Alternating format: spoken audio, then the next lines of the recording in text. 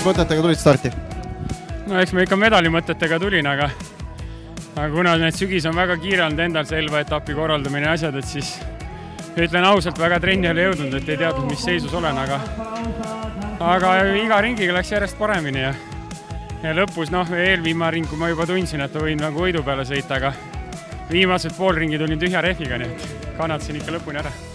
Aga magus võit teist aastat järjest, mäletan, et eelmine aasta oli suhteliselt selline sarnane tihe andmine seal.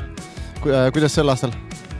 Et siin konkurents on selles mõttes kõva, et ega vanasti öeldi, et kui M40 ära paned, siis võidi nagu mujal ka võistelda, et see aasta sama teema, et kahju, et minu suurt konkurenti Magnus Kruusemanni see aasta ei olnud, aga teiste ees konkurentides ka müts maha, nii et peab ikka trenni tegema ja pingutama. Võib-olla lühike kommentaar raja kohta ka, kuidas siin Narva rada sulle meeldis?